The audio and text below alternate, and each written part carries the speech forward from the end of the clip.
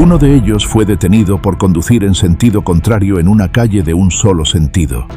Debería haber terminado con una multa. En cambio, terminó con la vida de un agente de 29 años. Otro había estado en el tribunal el día anterior por agredir a su propia novia. 24 horas después, ella y su hijo de 8 años habían desaparecido. Y un niño de 12 años sobrevivió solo porque hizo algo que ningún niño debería tener que hacer. Y otro secuestró a una madre de 21 años con 2 hijos, mientras sus bebés aún estaban en la casa. Logró llamar al 911 desde el teléfono de su secuestrador. Se hicieron 5 llamadas esa noche, pero ni una sola consiguió ayuda a tiempo. Estos son los 3 prisioneros ejecutados en marzo de 2026. Sus crímenes, sus últimas comidas y sus últimas palabras. Pero antes de empezar, cuéntanos en los comentarios desde dónde estás viendo este video. La primera ejecución del mes tuvo lugar en Florida el 3 de marzo, y todo se redujo a un nombre. Después de pasar más de 35 años en el corredor de la muerte de Florida, Billy Leon Kearse fue ejecutado por inyección letal. Hace 35 años le dio un nombre a un oficial, pero ese no existía, así que le dio otro, pero ese uno también era falso. Luego un tercero, todos inventados. Solo le compraron unos segundos más antes de que salieran las esposas. En ese entonces, Billy Leon Kearse tenía 18 años y fue detenido por conducir en dirección contraria por una calle de un solo sentido en Fort Pierce, Florida. Una infracción de tránsito menor, el tipo de parada que termina con una multa y un adiós con la mano. Pero Billy estaba en libertad condicional por allanamiento y sabía que si este oficial verificaba su nombre real, regresaría a prisión. Así que cuando el sargento Danny Parrish le dijo que saliera del auto, Billy tomó una decisión que terminaría una vida en el pavimento esa noche y pondría otra en el corredor de la muerte durante los próximos 35 años. En la noche del 18 de enero de 1991, el sargento Danny Thomas Parrish, de 29 años, estaba de patrulla cuando vio un vehículo yendo en dirección contraria por una calle de un solo sentido. Detuvo el auto y se acercó a la ventana del lado del conductor. Detrás del volante estaba Billy Leon Kearse, de 18 años, sin licencia de conducir y con un período de libertad condicional pendiente sobre su cabeza. Más temprano esa noche, Billy había recogido una pizza de Domino's con una mujer de 21 años llamada Rhonda Pendleton. Más tarde le dijo a la policía que solo lo conocía como Baldy. Se dirigían a la casa de su hermano porque el padrastro de Billy lo había golpeado durante una pelea más temprano ese día. Billy conducía un Montecarlo azul con un faro roto. Giró en Orange Avenue, luego a la derecha en North 7th Street, luego a la derecha en Avenue A, conduciendo en dirección contraria en la calle de un solo sentido. Ahí fue cuando el sargento Parrish lo vio. Cuando Danny pidió identificación, Billy comenzó a dar nombres falsos en ciclo, uno tras otro, ninguno de ellos coincidiendo con ningún registro. Durante los siguientes 18 minutos, Danny pacientemente llamó por radio al despachador, pidiéndoles que buscaran diferentes ortografías y variaciones de los nombres que Billy le daba, pero ninguno regresó. A las 8:05 de la noche, Danny se despidió del despachador. Había escrito 2 citaciones por las infracciones de tránsito y le dijo a Billy que estaba bajo arresto por conducir sin licencia. Billy colocó sus manos en el techo del auto, pero tan pronto como Danny se acercó con las esposas, Billy entró en pánico. Estaba en libertad condicional por robo de auto y sabía lo que significaba un arresto. Una lucha física estalló al lado del camino. Según los registros judiciales, Danny golpeó a Billy en el ojo durante la pelea. Y ahí fue cuando todo se descontroló. Danny estaba alcanzando su funda cuando Billy giró, agarró el arma y lo empujó hacia atrás. Con ambas manos apretadas en la Sig Sauer de 9 milímetros a nivel de la cintura, Billy apretó el gatillo. Los testigos escucharon 1 disparo, luego 2 más, luego una ráfaga. Un testigo ocular vio a Danny arrastrándose por la calle hasta que Billy se paró sobre él y disparó 6 rondas más. «Vamos, hombre, no lo hagas, no lo hagas», fueron las últimas palabras de Danny, según la propia declaración de Billy a los detectivos. Pero Billy siguió disparando. Algunas balas subieron por debajo del chaleco de Danny porque aún estaba apretando el gatillo después de que Danny ya estaba en el suelo. En total, Billy disparó 13 de las 16 rondas en el cargador. 9 golpearon el cuerpo de Danny. 4 golpearon su chaleco antibalas. Y 2 rondas sin disparar todavía estaban en el bolsillo de Billy cuando la policía lo encontró. Había vaciado casi toda el arma en un hombre que le estaba rogando que se detuviera. Un taxista cercano escuchó los disparos y vio a Billy alejarse a toda velocidad en el Monte Carlo. Corrió hacia Danny, quien todavía se movía ligeramente, sus ojos abiertos pero vacíos. Pidió ayuda por la radio de Danny, diciendo 2 veces que el oficial estaba ya muerto. 3 minutos. Eso fue todo lo que tomó entre Danny despidiéndose del despachador y un extraño reportando su muerte.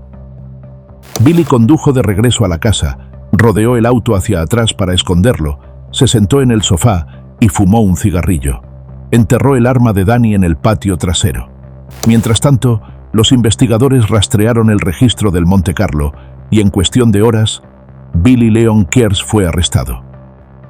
Durante el interrogatorio, envió a los detectivos en una búsqueda inútil al canal C25, afirmando que había arrojado el arma ahí. Eventualmente la encontraron enterrada en el patio trasero. Cuando le preguntaron por qué lo hizo, Billy dijo, «Era él o yo». El sargento Danny Parrish fue declarado muerto en el hospital. Tenía 29 años. Su viuda, Mirza, más tarde lo describiría como un tipo completo, con los pies en la tierra. Le gustaba cazar y pescar, y amaba su trabajo. Danny estaba esperando un ascenso a detective. Según ella, ya había comprado un armario lleno de camisas, pantalones y corbatas nuevas para el puesto. Cuando fue asesinado, las etiquetas de la tienda todavía estaban en ellas. Pero Danny no siempre había sido oficial de policía. Después de la secundaria, Danny sirvió 4 años como mecánico del ejército. Cuando regresó a casa, la ciudad de Fort Pierce lo contrató para trabajar en autos de policía. Pero en 1987, 2 de sus amigos en la fuerza, Jimmy Wouters y el capitán Grover Cooper, fueron asesinados en una redada de drogas que se convirtió en tiroteo. Y eso lo cambió todo. Danny decidió convertirse en policía él mismo. Su madre, Faye, más tarde diría que la familia no quería que se convirtiera en policía. Pero Danny les dijo que quería unirse al departamento de narcóticos y ayudar a mantener a los niños alejados de las drogas. 2 años después de unirse a tiempo completo, estaba muerto. El 22 de enero, 1500 dolientes se reunieron para el funeral de Danny. La Guardia de Honor disparó una salva de 21 cañonazos. Un gaitero tocó Amazing Grace, y luego la voz del despachador despidió al oficial 541 por última vez. Pero la pregunta que todos estaban haciendo era simple. ¿Cómo se convierte una parada de tránsito rutinaria en un oficial de policía recibiendo 13 disparos? Billy Leon Kears nació el 26 de octubre de 1972, en una infancia definida por negligencia y caos. Su madre era adolescente cuando lo tuvo, y su padre abandonó a la familia cuando Billy tenía 2 años. Maestros, consejeros y psicólogos que lo conocieron todos describieron lo mismo. Un niño que tenía hambre, vestía mal, estaba sucio y constantemente huía de casa. Cuando las autoridades le preguntaron por qué seguía huyendo, Billy les dijo que se sentía más seguro en detención juvenil que en su propia casa. Y eso fue solo el comienzo. El testimonio más tarde revelaría que su madre bebió en exceso durante su embarazo con Billy. Y cuando era pequeño, sufrió una lesión en la cabeza. Para la edad escolar, fue colocado en programas de educación especial para niños severamente perturbados.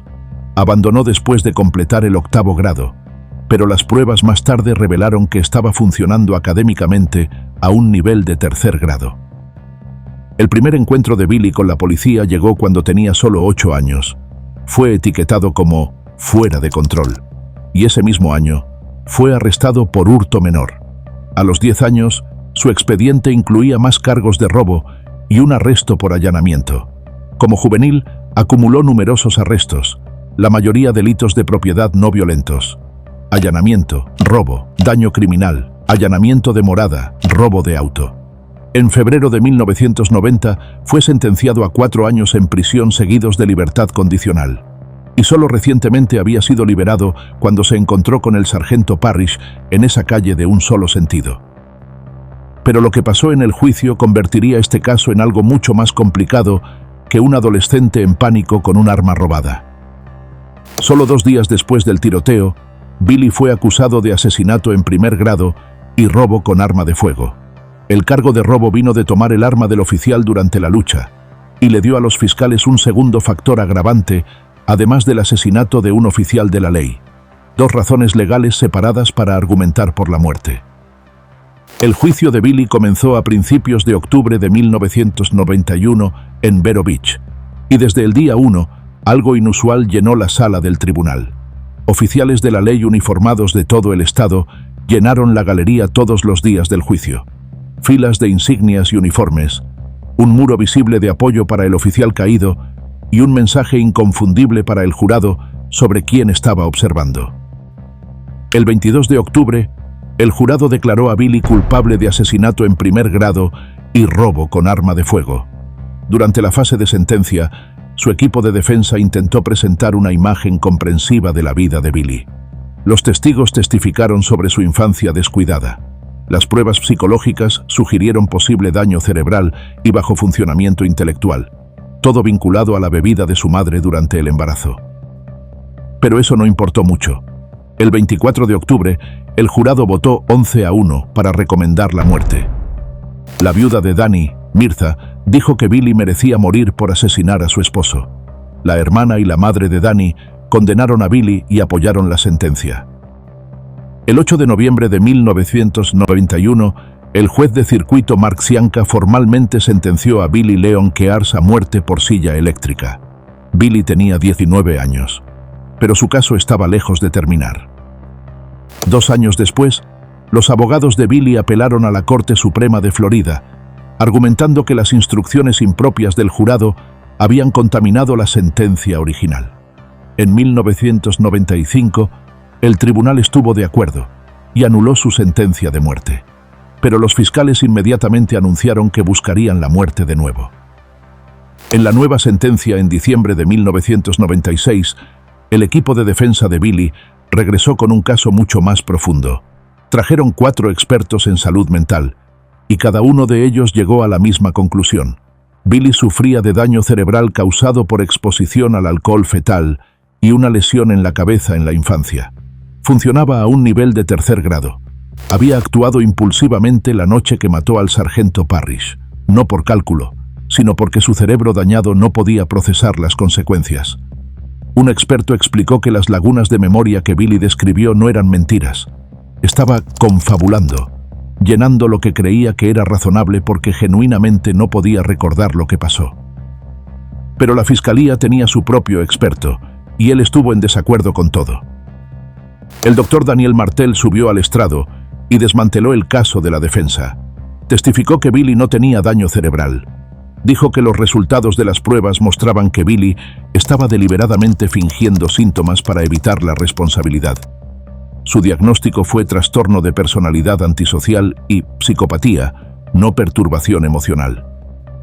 El doctor Martel concluyó que Billy entendió exactamente lo que estaba haciendo cuando mató al sargento Parrish, que tomó una decisión consciente con cada apretón del gatillo, y que después tomó pasos deliberados para ocultar su participación tomando el arma y escondiéndola. 4 expertos dijeron que el cerebro de Billy estaba dañado y actuó por impulso. Un experto dijo que estaba fingiendo todo y sabía exactamente lo que estaba haciendo. El jurado tenía que decidir a quién creer. ¿Crees que Billy Kears era un adolescente dañado que estalló en un momento de pánico? ¿O un asesino frío y calculador que tomó una decisión 13 veces seguidas? Deja tu respuesta en los comentarios. El 19 de diciembre de 1996, el jurado votó unánimemente para reimponer la pena de muerte, y el 24 de marzo de 1997, Billy fue resentenciado a muerte. Durante las siguientes 3 décadas, Billy presentó apelación tras apelación, pero todas fueron rechazadas. Tribunal tras tribunal revisó el caso, y tribunal tras tribunal negó el alivio. Y mientras Billy presentaba apelación tras apelación, las personas que Danny dejó atrás se estaban quedando sin tiempo. Su madre, quien había estado en esa sala del tribunal y exigió la pena de muerte para el asesino de su hijo, murió sin verla cumplirse. También su padre. Su mejor amigo en la fuerza, Charlie Scabuso, murió de un ataque al corazón. El oficial Tim Gunn, el hombre que cayó de rodillas en ese pavimento y realizó RCP tratando de salvar la vida de Danny, se quitó la suya. Y el sargento de Danny esa noche, Les Lazenby, murió después de complicaciones de una emboscada en servicio. Uno por uno, las personas que amaban a Danny Parish se fueron, y Billy Leon Kears todavía estaba vivo. Mientras tanto, dentro de una celda del tamaño de un baño, Billy cambió, o eso dijeron. Se enseñó a sí mismo a pintar, creando obras de arte intrincadas con los limitados materiales que podía conseguir.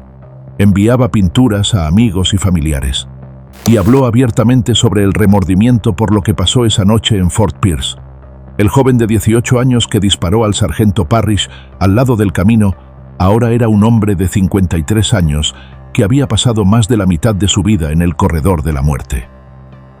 Luego, el 29 de enero de 2026, el gobernador de Florida, Ron DeSantis, firmó la orden de ejecución de Billy. Cuando se anunció la orden, Mirza, quien había pasado 35 años escribiendo cartas y presionando para que esto sucediera, habló públicamente. Dijo que era agridulce, que desearle daño o muerte a alguien no sería humano de su parte, que no estaba bien, pero que obtener un cierre final para el acto atroz que Billy cometió era muy necesario y muy atrasado.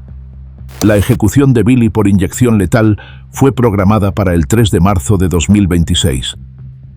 Cuando Billy fue sentenciado por primera vez en 1991, se suponía que su muerte vendría por silla eléctrica. Pero después de una serie de electrocuciones mal realizadas en Florida durante la década de 1990, el Estado silenciosamente cambió su método predeterminado a inyección letal en 2000. Billy había estado en el corredor de la muerte tanto tiempo que incluso la forma en que el Estado planeaba matarlo había cambiado. El 3 de marzo llegó el último día de Billy. Esa mañana se despertó a las 6:30 de la mañana. Rechazó una última comida. Pasó parte del día con un asesor espiritual, pero no recibió ninguna otra visita, ni familia ni amigos. Solo un hombre en su celda, esperando que pasaran las horas. Durante el día, los funcionarios lo describieron como tranquilo y cooperativo. A última hora de la tarde, Billy fue trasladado a la cámara de ejecución. A las 6 de la tarde, se abrió la cortina de la sala de testigos. Billy ya estaba sujeto a la camilla, con líneas intravenosas colocadas en ambos brazos. Cuando le preguntaron si tenía algunas últimas palabras, Billy habló. Miró a quienes presenciaban su ejecución y dijo: «A su familia les pido sinceras disculpas por lo que he hecho. No hay forma de que esta muerte pueda pagar por eso. Nunca podrá compensarlo. Y a su vez, rezo para que mi Padre me dé la fuerza para pedir su perdón y poder continuar mi camino. Lo único que puedo hacer es pedir su perdón para que puedan encontrar paz y consuelo. Gracias». Luego comenzó la inyección. Dio algunas respiraciones lentas mientras los medicamentos empezaban a hacer efecto. En cuestión de minutos, su respiración se fue haciendo cada vez más lenta hasta detenerse. Después de realizar las revisiones médicas requeridas y al no observarse ninguna respuesta, fue declarado muerto a las 6:24 de la tarde. Billy Leon Kears tenía 53 años. El crimen de Billy Kears duró solo 3 minutos, pero el siguiente caso es aún más difícil de ver. Esta vez, había niños en la habitación, y lo que hizo un niño de 12 años para sobrevivir es algo que nunca olvidarás. El 11 de marzo de 2026, después de más de 12 años en el corredor de la muerte, Cedric Allen Riggs fue ejecutado por inyección letal por los asesinatos de su novia y su hijo de 8 años. Pero lo que la mayoría de las personas no saben es que el día antes de los asesinatos, Cedric había estado en una sala del tribunal del condado de Tarrant, enfrentando cargos de agresión por estrangular a esa misma novia 6 meses antes. Sabía que los cargos iban a prosperar esta vez. Sabía que la relación había terminado. Y 24 horas después, Roxanne Sánchez y su hijo Anthony estaban muertos en el piso de la sala, apuñalados repetidamente, mientras sus otros 2 hijos observaban.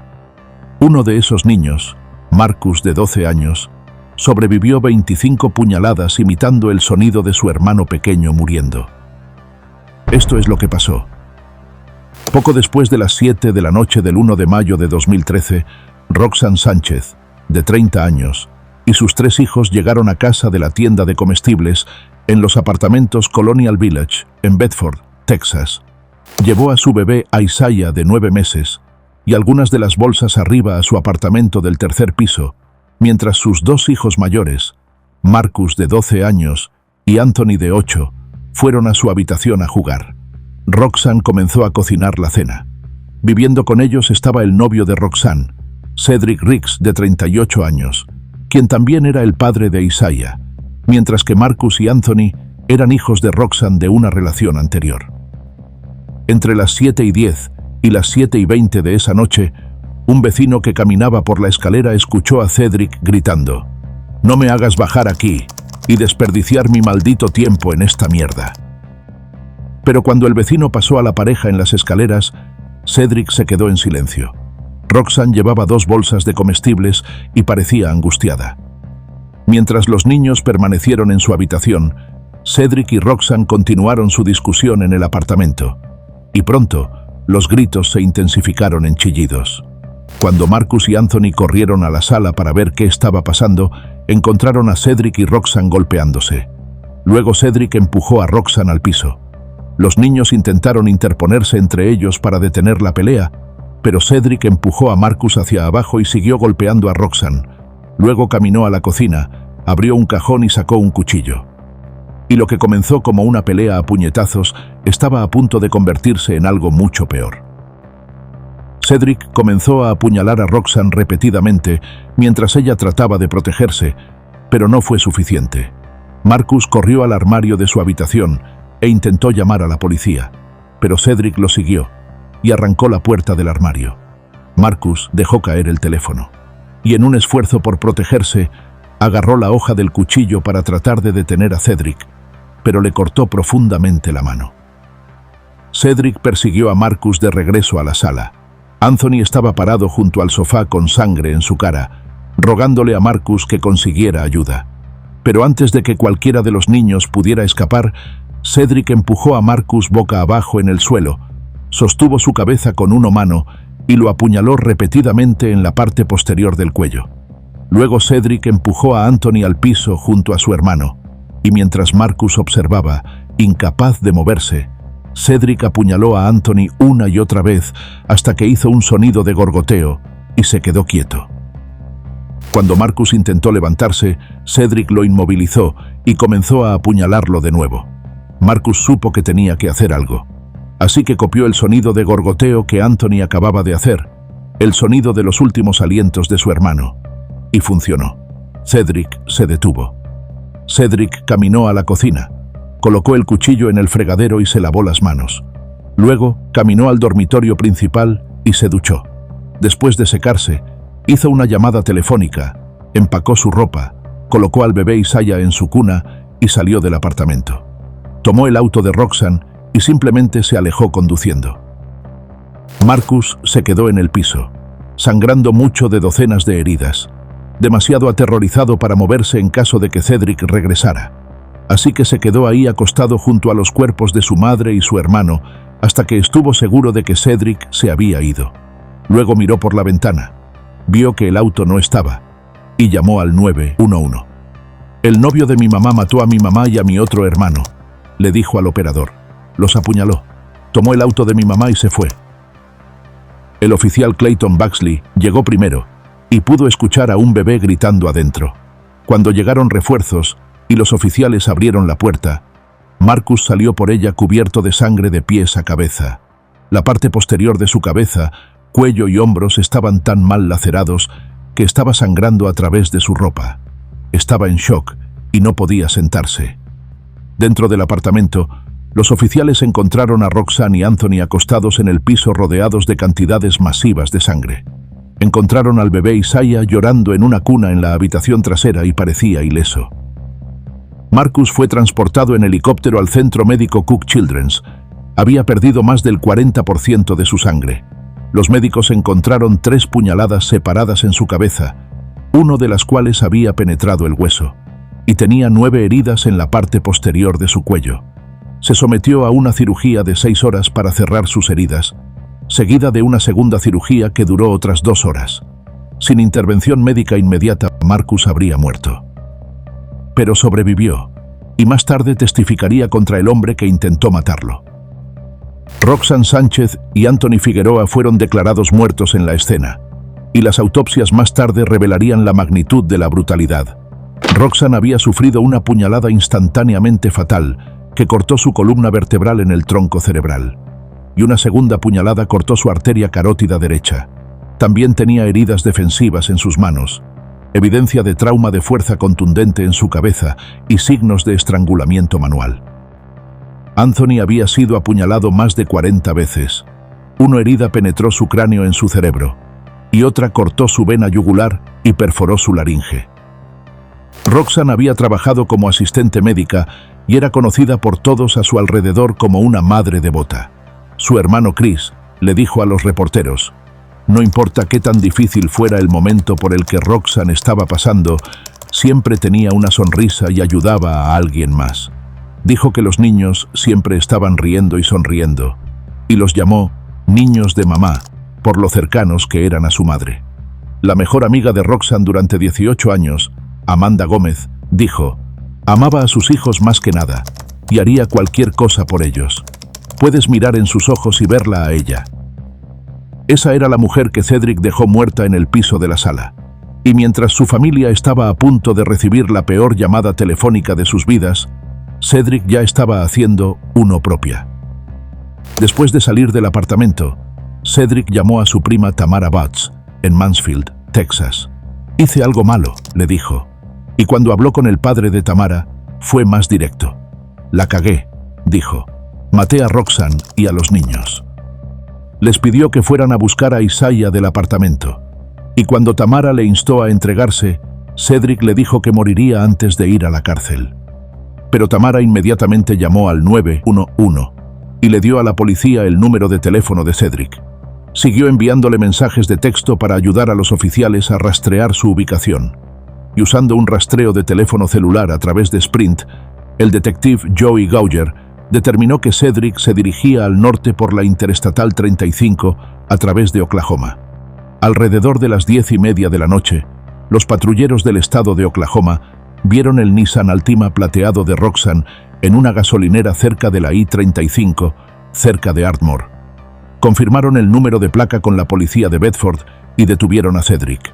Se detuvo inmediatamente y no resistió. Fue puesto bajo custodia y transportado al centro de detención del condado de Garvin. A medianoche, un juez en Texas firmó órdenes de arresto por los asesinatos de Roxanne y Anthony y el intento de asesinato de Marcus. Pero hay algo sobre este caso que hace que los eventos del 1 de mayo sean aún más difíciles de procesar, porque lo que pasó esa noche no salió de la nada. Fue el final de un patrón que se extendió años atrás y a través de múltiples mujeres. Cedric había sido arrestado por violencia doméstica 5 o 6 veces antes de esto. Ni siquiera podía recordar exactamente cuántas. También había sido arrestado múltiples veces por violar órdenes de protección y 5 veces por resistirse al arresto. Su exesposa, Teshana Singleton, testificó en el juicio que Cedric una vez la estranguló hasta dejarla inconsciente afuera de una estación de policía. Y cuando ella dio a luz a su hijo, Cedric miró al bebé y dijo: «Espero que muera». Luego vino Roxanne. 6 meses antes de los asesinatos, en noviembre de 2012, Roxanne apareció en la sala de emergencias en Texas Health Harris Methodist en Bedford. La enfermera de triaje le preguntó qué la trajo. Roxanne le dijo que había sido estrangulada hasta perder el conocimiento y que su cabeza había sido golpeada contra el piso. Calificó su dolor como 10 de 10.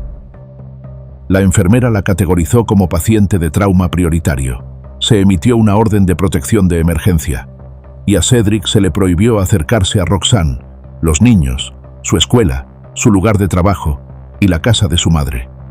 Pero esa orden de protección expiró en enero de 2013, y Roxanne eventualmente volvió con él.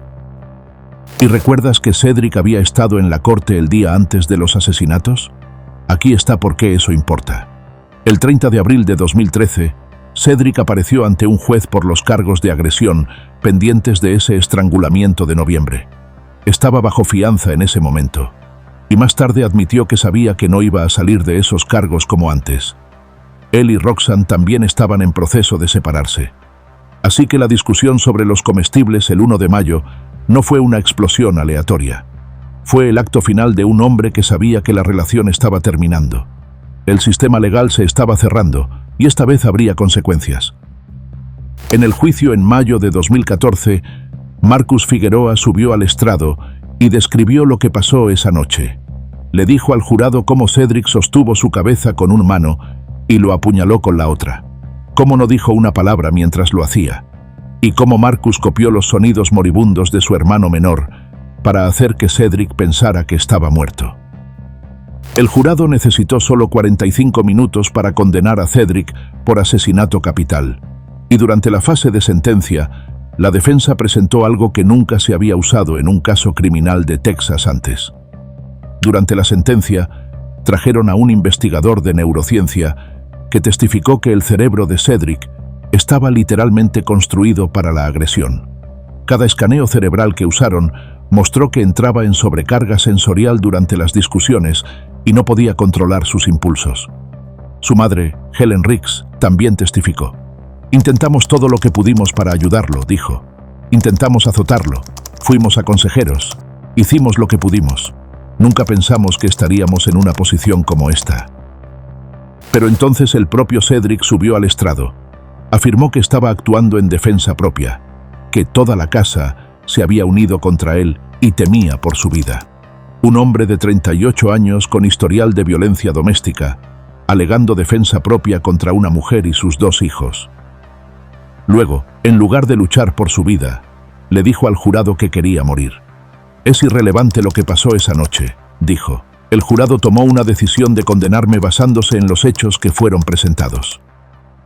Después de aproximadamente 7 horas, el jurado recomendó la pena de muerte, y el 29 de mayo de 2014, Cedric Allen Riggs fue formalmente sentenciado a muerte.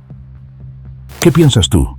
¿Cedric debería haber recibido la pena de muerte por este crimen o cadena perpetua en su lugar?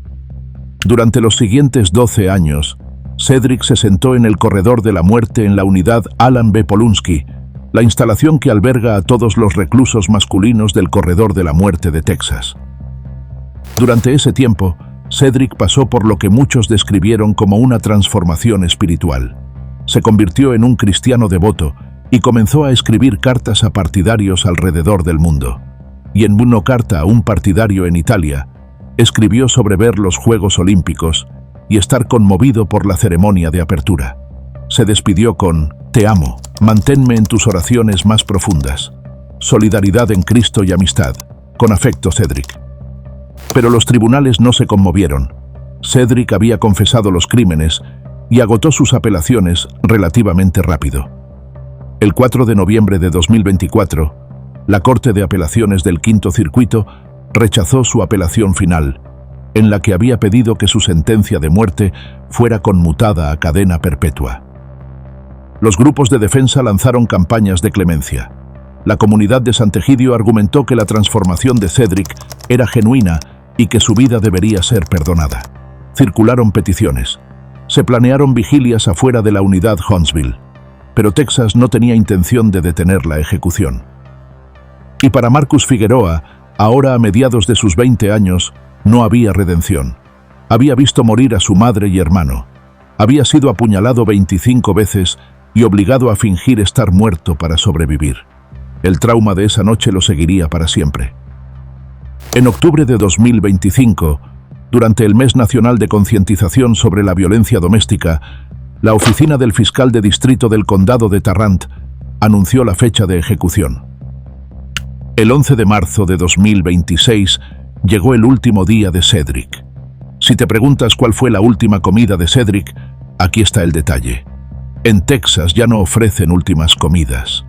Eso terminó en 2011, después de que un preso del corredor de la muerte pidiera una enorme cantidad de comida y luego se negara a comer un solo bocado. Desde entonces, todos los reclusos en Texas reciben simplemente lo mismo que el resto de la prisión está comiendo ese día. Y Cedric no fue la excepción. Cedric llegó a la unidad Huntsville alrededor del mediodía. Los funcionarios de la prisión dijeron que estaba tranquilo.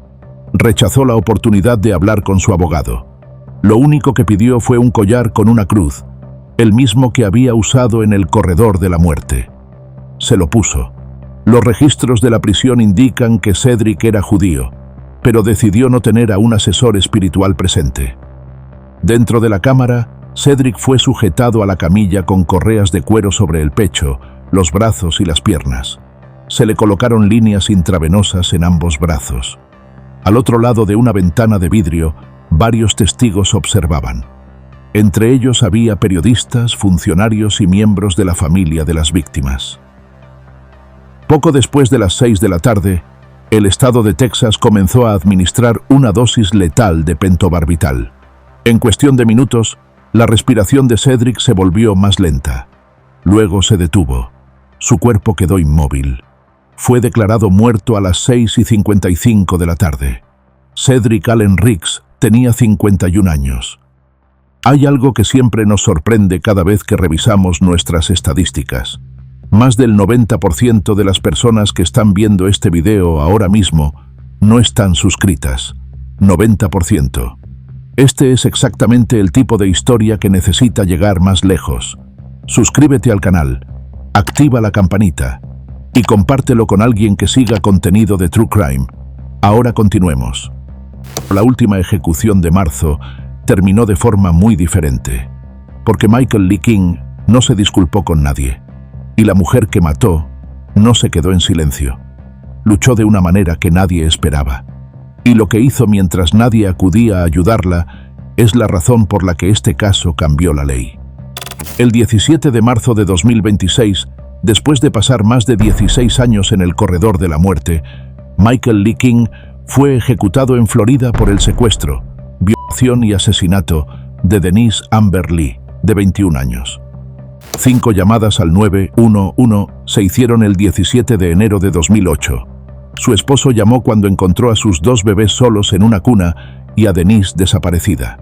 La propia prima de Michael llamó después de escuchar a una mujer gritar desde el asiento trasero. La hija de la prima llamó justo después y le dio a la policía el nombre y dirección de Michael. La propia Denise llamó desde el teléfono de su secuestrador, rogándole al despachador que la ayudara. Y un extraño en un semáforo llamó después de ver una mano golpear contra la ventana del auto mientras alguien gritaba adentro. 5 llamadas, 5 oportunidades para salvarla, y ninguna consiguió ayuda a tiempo. Pero lo que hace que este caso sea diferente a casi cualquier otro es lo que Denise hizo mientras nadie venía a ayudarla. Para entender eso, necesitamos regresar a la mañana del 17 de enero de 2008. Esa mañana de jueves, Michael Lee King, de 36 años, condujo a un campo de tiro local en Northport, Florida, con un amigo llamado Robert Salvador. Firmaron justo antes del mediodía. Michael sacó una pistola de 9 milímetros de debajo del asiento del pasajero de su Chevrolet Camaro verde oscuro de 1994, y los 2 hombres pasaron aproximadamente 1 hora disparando. Michael no trajo municiones, así que Robert le dejó usar las suyas. Cuando se fueron, Robert creyó que el arma de Michael estaba vacía, pero hubo momentos en que no estaba mirando. Momentos en que Michael pudo haber tomado rondas adicionales. Esa misma tarde, entre la 1 y las 2 de la tarde, una vecina de Nathan y Denise Lee estaba viendo televisión desde un lugar que le daba una vista clara de la calle. Notó un Camaro verde con un protector de auto negro avanzando lentamente arriba y abajo por la calle. El auto dio la vuelta a la manzana 4 o 5 veces, y cuando salió afuera para verificar, el Camaro se estacionó en la entrada de los Lee. La vecina hizo contacto visual con el conductor, asumió que había encontrado a quien buscaba y volvió adentro. De 10 a 15 minutos después, el Camaro se había ido, y también Denise.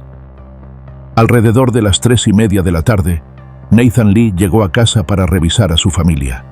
Las puertas estaban cerradas con llave, así que usó su llave para entrar. Las ventanas que Denise dijo que había abierto esa mañana ahora estaban cerradas, pero sus llaves, bolso y teléfono celular todavía estaban en la casa. Ambos niños estaban juntos en una cuna, lo cual se sentía un poco raro. Y encima de todo, Denise se había ido. Nathan llamó al 911 inmediatamente. Northport Emergency. Yes, I'm at 7912 Latour Avenue. I just got home from work and my wife, I can't find her. My kids were in the house and I don't know where she is. I've looked every single place. Everything looked normal. It's just the only thing that wasn't normal was the fact that obviously Denise wasn't there. El detective Chris Morales del Departamento de Policía de Northport respondió a la casa en Latour Avenue, pero no había señales de entrada forzada. No había señales de lucha. Los niños estaban ilesos, así que no había mucho de qué partir. Solo que Denise había desaparecido. Denise Amber Lee tenía 21 años. Ella y Nathan se habían conocido en la escuela secundaria Lemon Bay en Englewood. Ella era la tímida y estudiosa, mientras que él era el atleta popular. Ella lo invitó en su primera cita, y habían sido inseparables desde entonces. Para su primer día de San Valentín, Nathan le dio un anillo en forma de corazón de $40. Denise lo usaba todos los días y nunca se lo quitaba. Se casaron en agosto de 2005 y se establecieron en Northport. Y para enero de 2008 tenían 2 hijos, Noah, que tenía 2 años, y Adam, que tenía 6 meses. El padre de Denise, Rick Goff, era sargento de la oficina del sheriff del condado de Charlotte. Nathan trabajaba 3 empleos para mantener a su familia. Esa mañana había llamado a Denise alrededor de las 11 de la mañana durante su descanso para almorzar. Hablaron sobre el clima. Denise dijo que había abierto las ventanas para dejar entrar algo de aire fresco. Fue una conversación normal, pero fue la última que tendrían. Lo que Nathan aún no sabía era que solo horas después, Michael llevó a Denise a su propia casa en Northport.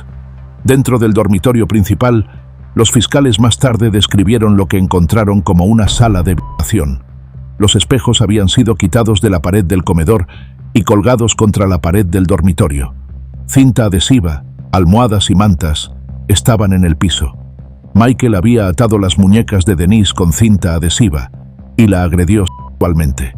La evidencia de ADN más tarde confirmó que los fluidos corporales encontrados en una manta de Winnie the Pooh en la habitación coincidían con el perfil de Michael. Después de agredirla, Michael forzó a Denise al asiento trasero de su Camaro. La cubrió con una manta y condujo a la casa de su primo Harold Muxlow, llegando entre las 5:30 y las 6 de la tarde. Michael le dijo a Harold que necesitaba una linterna, un bidón de gasolina y una pala. «Mi cortadora de césped está atascada en mi jardín delantero», dijo. Harold le entregó las herramientas, pero mientras caminaba de regreso a su casa, Harold escuchó una voz femenina gritar desde el vehículo: «¡Llamen a la policía!». Harold se dio la vuelta, caminó de regreso al auto y le preguntó a Michael qué estaba pasando. Michael levantó la cabeza desde el lado del pasajero y dijo: «Nada, no te preocupes por eso». Pero Harold no lo creía.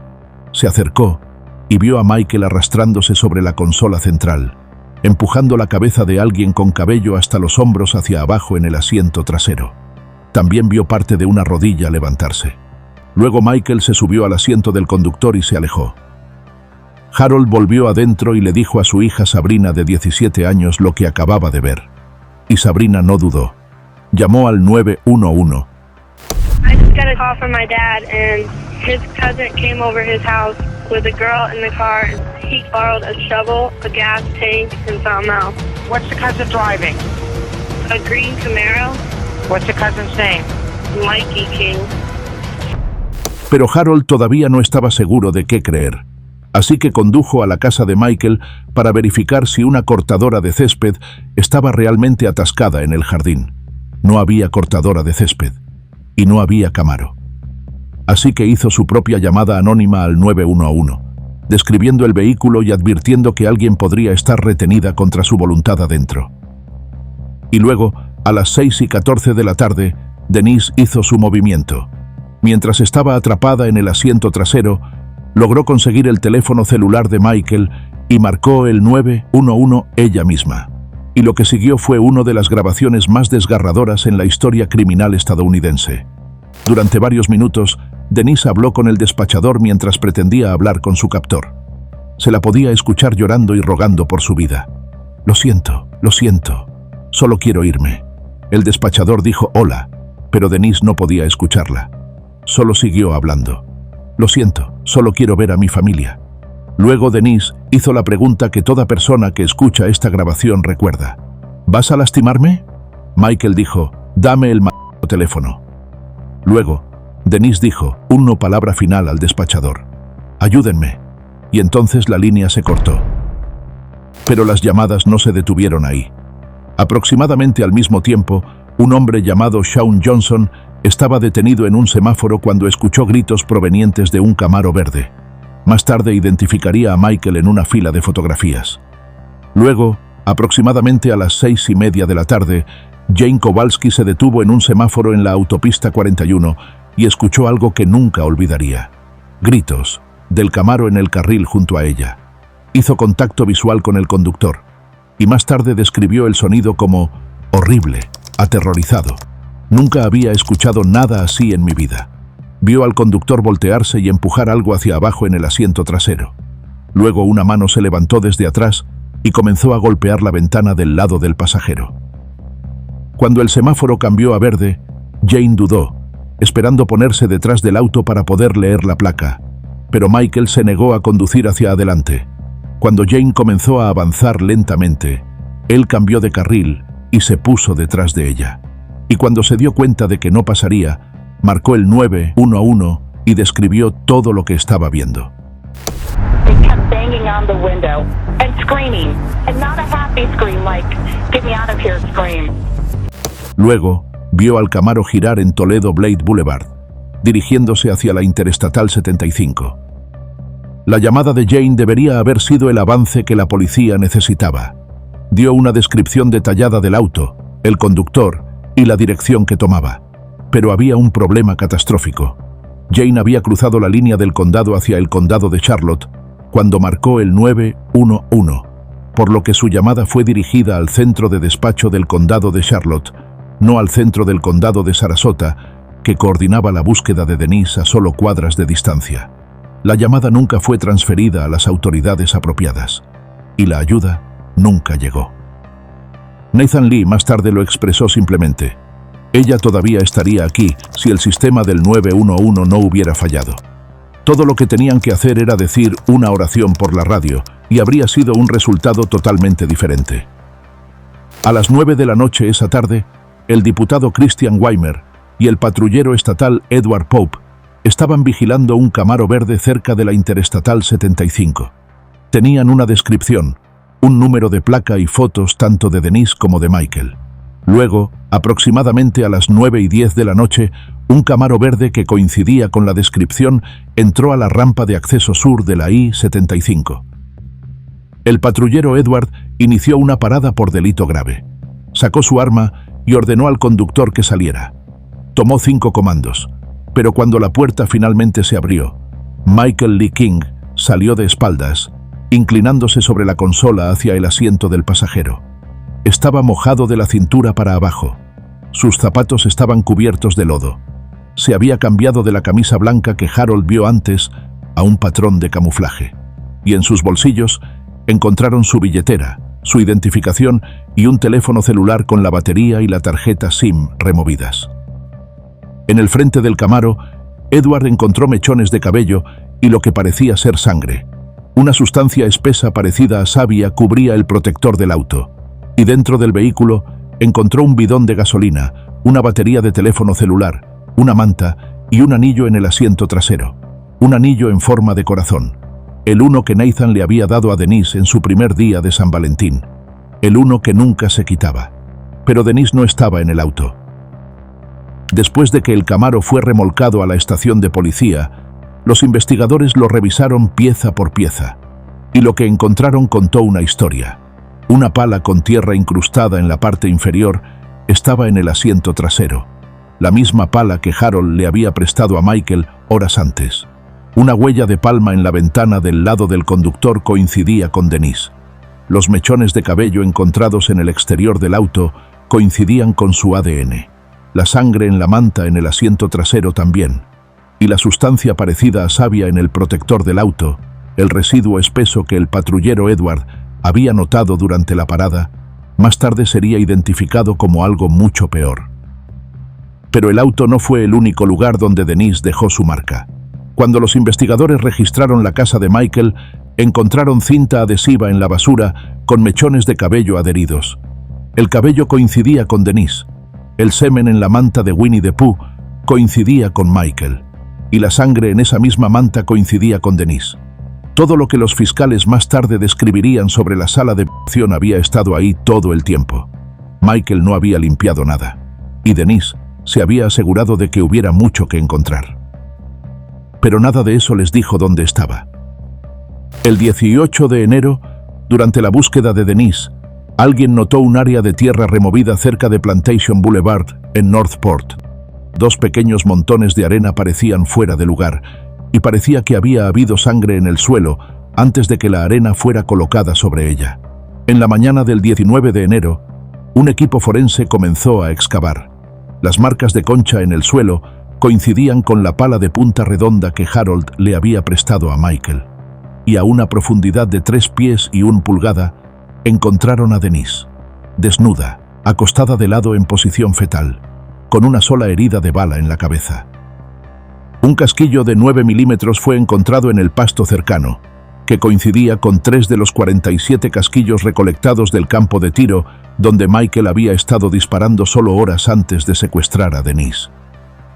El médico forense determinó que el arma había sido colocada contra el lado derecho de la cabeza de Denise, justo encima de su ceja, cuando se disparó. Su ojo había explotado por el impacto. La sustancia parecida a savia encontrada en el protector del auto era probablemente su fluido ocular. Había sangre aspirada en sus pulmones, lo que significa que Denise continuó respirando durante algún tiempo después del disparo. También tenía hematomas vaginales y desgarros consistentes con agresión sexual. El semen recuperado de su cuerpo coincidía con el ADN de Michael. Para la fiscalía estaba claro: Michael era su hombre. Pero durante el interrogatorio, Michael intentó afirmar que él también era una víctima. «Me secuestraron», les dijo a los detectivos. «Intenté poner al 911 en el teléfono y todo, pero la policía no le creyó ni una palabra». Había una cosa, sin embargo, que nadie podía explicar. Michael no tenía conexión con Denise. Nunca la había conocido. La familia Lee nunca había escuchado su nombre. Y hasta el día de hoy, nadie sabe por qué la eligió.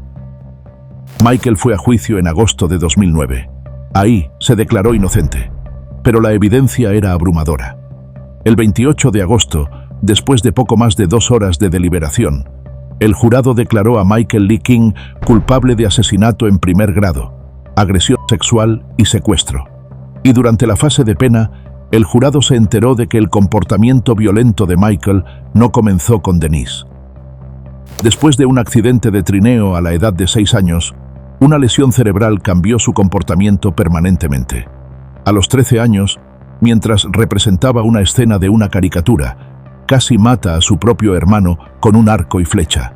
Y a los 17 años, después de ver la masacre de Texas, agarró una motosierra real y persiguió a los miembros de su familia con ella, sin expresión en su rostro.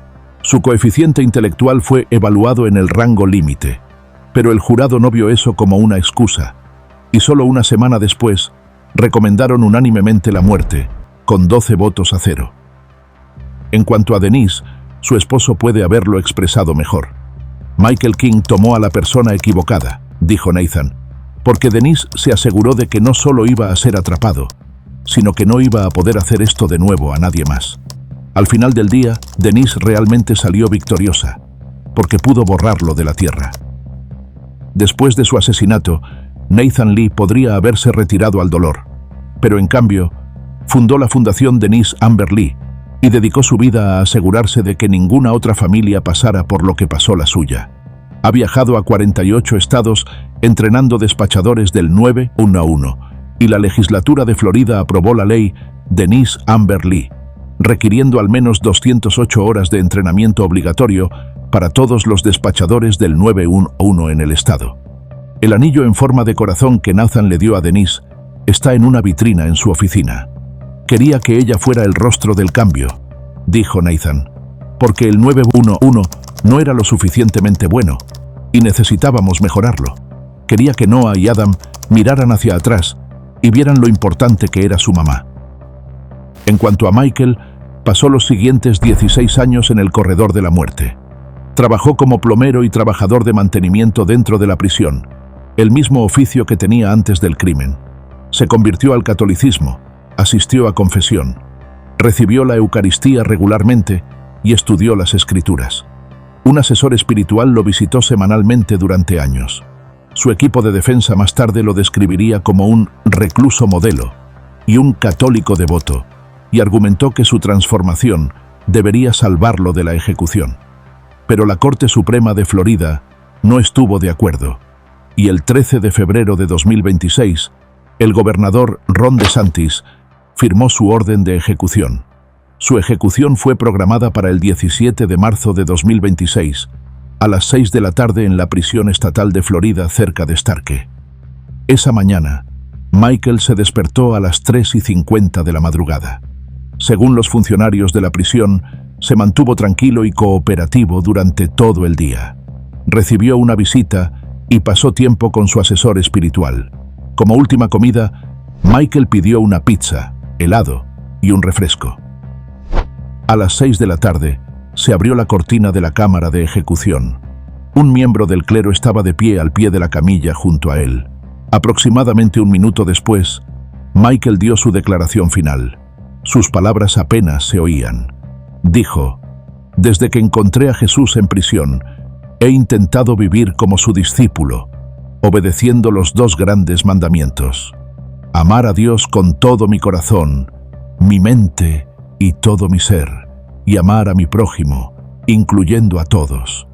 A mi familia, a la familia de Denise Lee, a todos los presentes y al equipo de ejecución». No se disculpó y no pidió perdón. Luego, los fármacos comenzaron a fluir. Michael empezó a respirar con dificultad. Sus brazos comenzaron a temblar y su cuerpo se estremecía. Unos minutos después, todo movimiento se detuvo.